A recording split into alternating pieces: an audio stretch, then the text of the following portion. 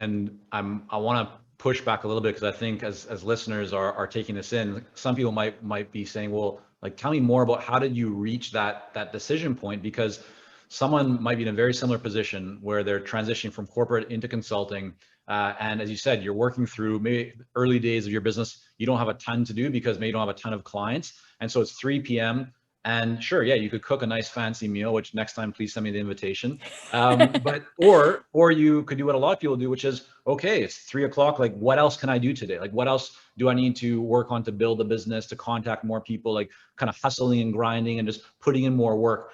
What was, if you kind of think back to that time, what shifted in your mind coming off of the growth kind of, focus moving forward to, yeah, I'm happy. I don't, like, I've gotten what I need to get done today. I don't need to keep grinding. I don't need to keep pushing. I'll get back to it tomorrow. Was there something that you learned?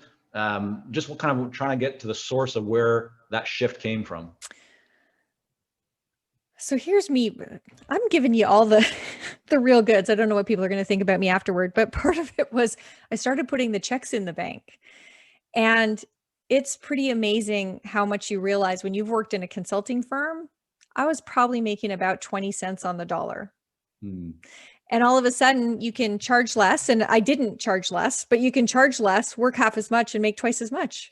Like, it's crazy the extent to which consulting firms are huge beasts with massive overhead that mean any given practitioner is probably making a very small percentage of what they're bringing into the firm if you're good. Right. And so the first thing was like all of a sudden, so it was funny because I had my last day at Knightsbridge on one day. The next day, I was in Silicon Valley facilitating strategy for Sony PlayStation. The first day, that was the first day of Three Coast. And I was like, it's going to So how did that happen? Because a walk us through that. connection. Okay, so Yeah. this So is someone that you knew, or take us through the early days of how did you build a business? How do you get your yeah. first few clients? Yeah. So a couple things. So one, that was a person who'd been a client of mine at Knightsbridge, and she left the company where she had been a Knightsbridge client and moved to Sony PlayStation, and she phoned. So there was no non-solicit involved. Right. It was just, here's a brand new. This is a relationship business. It is absolutely, that particular client, who's also a dear friend now, Hmm. has been, I'm going to, has brought us into 4 companies Right. because she just keeps getting these promotions and these interesting jobs, and every time she phones us. So that was the first thing. Then I did have a non-solicit agreement, so I wasn't allowed to call any clients, but clients in a LinkedIn world, a non-solicit just feels so irrelevant. And so they would call, and I would send a message to Knightsbridge and just say, this person has called. Are you okay with me? And so, there was a good chunk that was existing clients.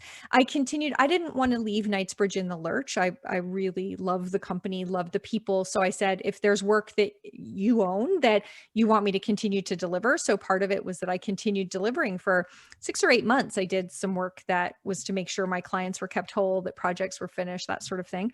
And the phone rang. And again, the business has grown since then, but it didn't need to grow, right? I only needed to do about 50% as much work that first year to make more money than I had made before. So, it just kind of naturally, it was one call in the next, and in a LinkedIn world, people find you.